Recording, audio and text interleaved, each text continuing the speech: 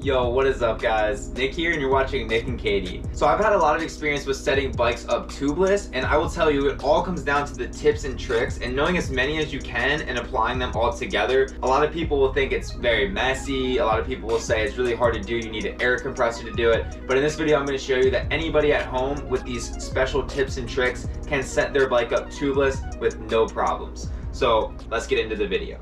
So obviously the first thing you want to do is you want to make sure your wheels and your tires that you have are tubeless ready. So if you aren't sure about that, you can look that up online or you can ask your local bike shop. Sometimes the wheels and the tires will say tubeless ready. For example, these Maxxis tires that I'm going to put on literally say tubeless ready right here, so you know that these obviously are. The higher end your bike is, the more likely it's going to come with these parts already tubeless ready, or maybe even the bike shop will have set your bike up tubeless. So that's something you obviously want to look into too, just to make sure that your bike isn't already tubeless, because that's, you know, my bike came tubeless, so your bike might have already came tubeless as well. So figuring that out before you take everything apart is probably a good idea as well.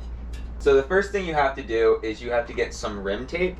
I'm just using this Stance tape. You can use Gorilla Tape, you can use different brands of rim tape, but you want to basically find something that's going to fit your width of your rim right here. As long as you cover up all these spoke holes here, that's what you're really aiming for. Make sure there's no crud or grease or any kind of weird stuff like that in your rim. You don't start right on top of the valve hole, you want to start a little bit ahead of it. I'd recommend maybe like 3 to 5 inches ahead of it.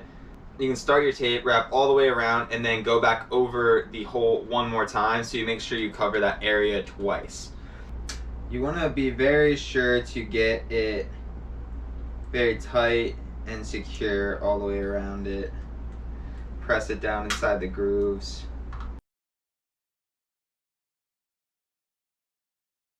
And then once you're certain you've passed back over the valve hole, which is right here, you're going to want to cut it about like 4 inches or so past that.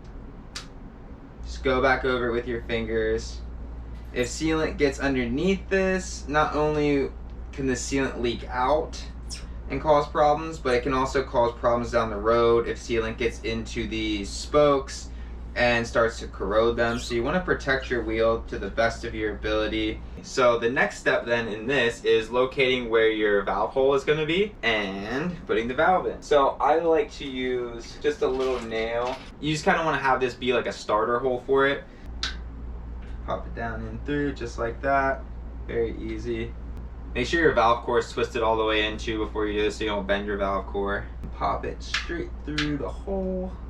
There we go. So we got that bad boy back in there. So now at this point we are ready to put our tire on. So now that you got the tire out of its container and you are trying to figure out which way it's gonna go, the easiest way to tell is basically with these Maxxis tires, you see on this side how there's only the Maxxis logo here, but on this side you have the actual name of the tire, the dissector, and you have the Maxxis logo. So now on all Maxxis tires, you're gonna have that logo on the drive side. So the easiest way to match it up is just, you know, you got cassette over here, the drivetrain component, and you're gonna wanna basically have the logos match up with that. Now, if that's, you know, a little bit too much to remember, they also have a little arrow on here, a little rotational arrow, so you can tell which way it goes. Obviously, when the cassette is like this, that's the drive side, so it's going to spin this way, and the little arrow is pointing this direction, so it's going to spin that way. You really want to make sure you put these tires on the right way because they are directional. Not all tires are directional, but you're going to want to make sure you have that part at least figured out. Now the next part of getting your tire on the right way is figuring out where you want the valve stem in relation to the logos on the tires. It looks really professional when you have your valve sticking out at a place that looks intentional rather than just haphazard. So I like to line mine up with the logo here. In the end, I think it's just really a looks thing. It just makes you look like you know what you're doing. You didn't just throw a tire on there. So I always try to match that up. Oh, another important tip too, and this comes down to trying to get the tire onto the wheel as easy as possible, is you want to start with the opposite side from where the valve is, because the valve obviously doesn't have that little canal like the other parts of the wheel do. So you can kind of get the tire tucked into those little grooves, like basically like the canal of the rim, and you can get it on a lot easier if you save the valve to the very end. The first side of the tire probably would have went on easier if I would have listened to my own advice, but it's pretty easy to get the first side of the tire on anyway, so we'll use it more for the second side of the tire where things get a little tighter. Alright, so as you can see, we got the first side on good. This is a good time to check to make sure that your logo's lined up how you want it to be, because after this it's going to be a lot harder to rotate it around. So now we're going to get this other side of the tire on. So this is when you're going to want to use the little trick that I said, putting this side in first and working your way around.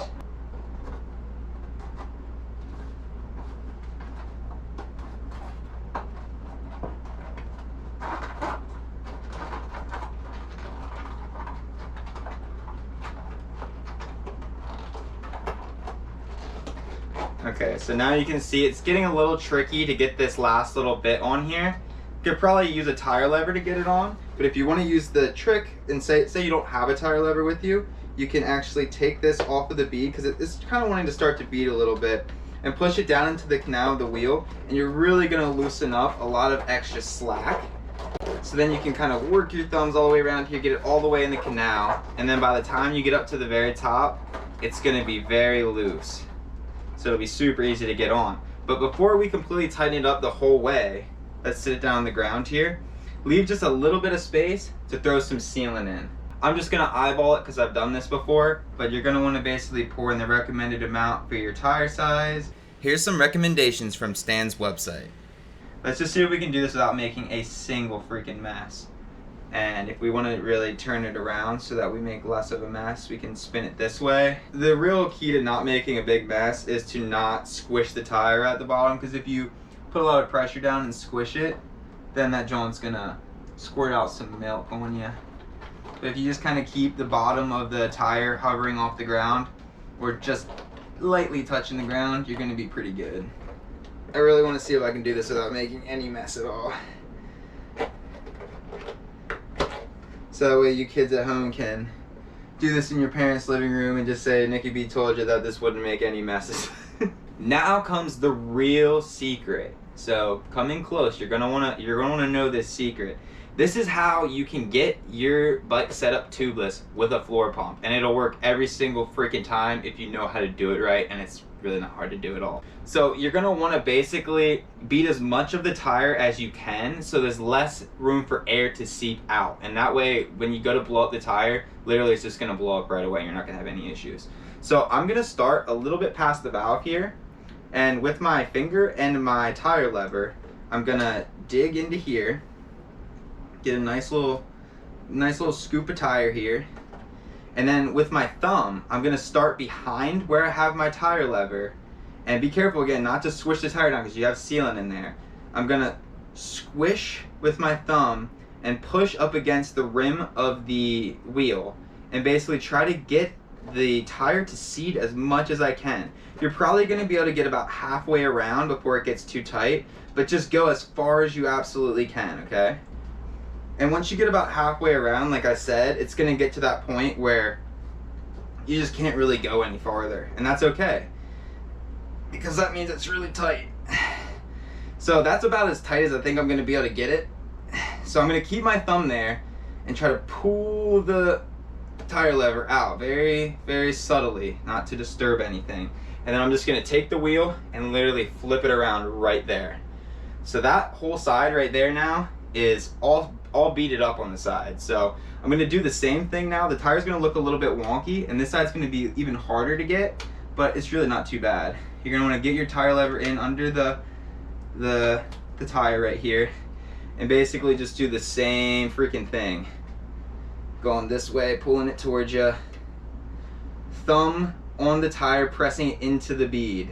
You'll get what I'm saying once you try this for yourself. It's kind of hard thing to explain if you've never done it before. But essentially, like I said, you're just basically putting the tire against the inside of the rim here and just trying to get it to beat itself, because it will do it itself. It's rather amazing how it just links together, almost like it's made for it or something.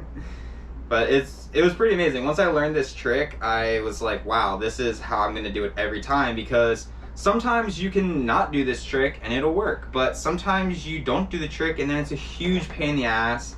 You gotta get the compressor out, or you gotta just, you know, pump like crazy. Like, you don't even have to pump like crazy to get this to blow up. You're just literally just filling up a freaking tube at this point. It's so sealed. All right, so we're back at the valve now. So I'm gonna just call it here. Just gonna hold it and pull this guy out. Very careful not to disturb what we just did. Now it is the moment of truth. I am gonna hook this bad boy up to my orange pump guy here, and we're gonna try to see if it'll fill up with air. Oh, another little tip too, if you really want to do every single tip, you can remove the valve core. That way you can get the max airflow. I'm not too worried about getting max airflow. I'm just gonna pump it up, and I'm sure it's gonna go up right away because I've done this before and I'm a trained professional. So not really, but we're gonna just go for it.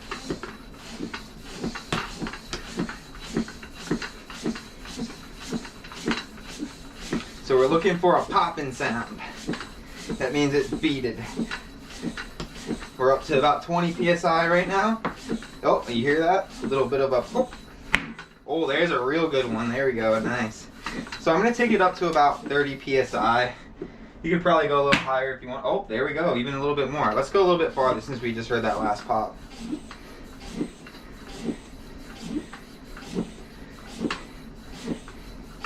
Alright, cool. So now at this point, I would say that guy is absolutely 100% on there. So to make sure that everything worked properly, you're gonna take your tire, sit it in the light, and look around the edge of the rim here. There's gonna be a little line on the actual tire that should run parallel in a circle all the way around the rim. And that should be equally parallel on both sides. So I'm running around looking, and it looks absolutely perfect. It's completely parallel in every single spot, so that means that it is good.